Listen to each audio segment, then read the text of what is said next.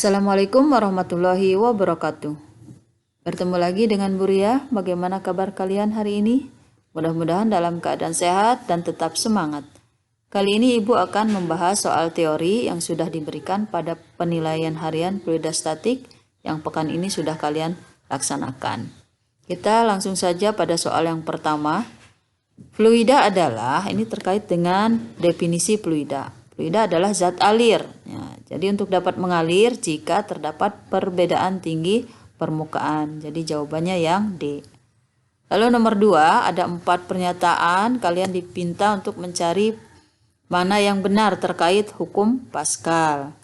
Nah, penerapan hukum Pascal biasanya pada alat-alat hidrolik. Jadi dari 4 ini jawabannya adalah kursi pasien dokter gigi dan rem hidrolik pada motor.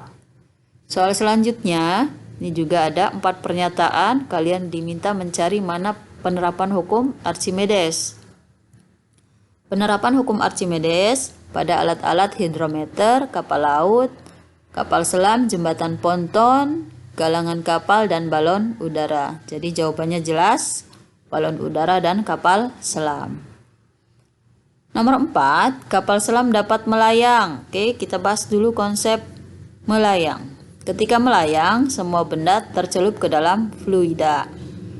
Ada panah ke atas, ini adalah gaya Archimedes, lalu panah ke bawah adalah berat benda. Artinya, pada saat benda melayang, gaya Archimedes sama dengan berat benda.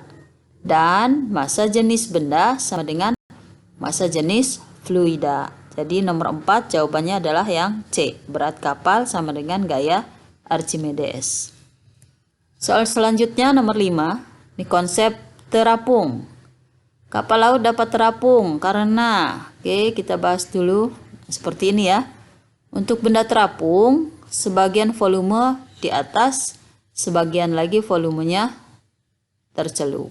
Nah, kapal laut volume yang tercelup biasanya lebih sedikit daripada volume yang di atas, sehingga pada saat terapung, gaya Archimedes masih sama dengan berat benda. Hanya saja massa jenis benda lebih kecil dari massa jenis fluida.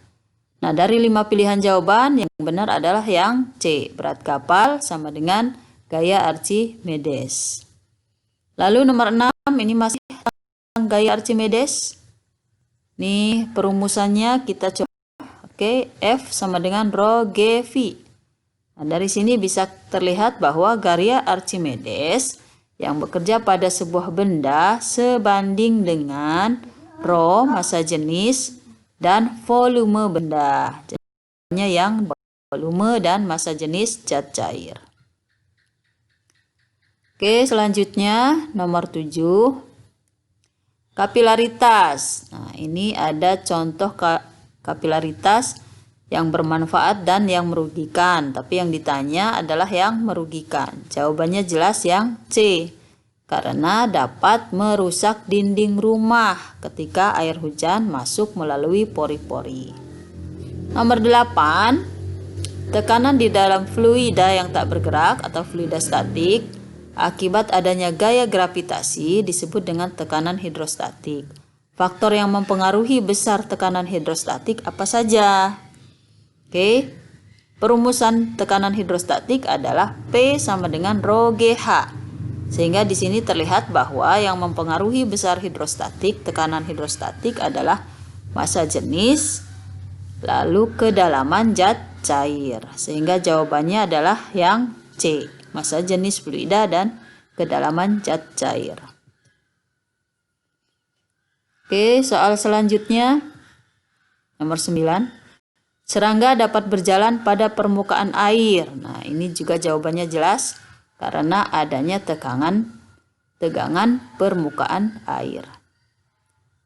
Selanjutnya terakhir soal nomor 10.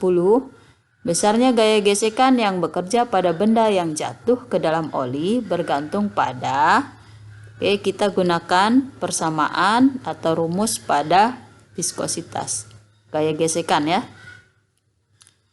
Jika suatu benda bergerak dengan kecepatan V di dalam fluida kental yang koefisiennya eta, maka benda akan mengalami gaya gesekan sebesar F sama dengan K dikali eta dikali V. Nah, terlihat di sini bahwa faktor yang mempengaruhi besarnya adalah V, kecepatan benda. Ini dari 5 pilihan ya. Jadi jawabannya yang A.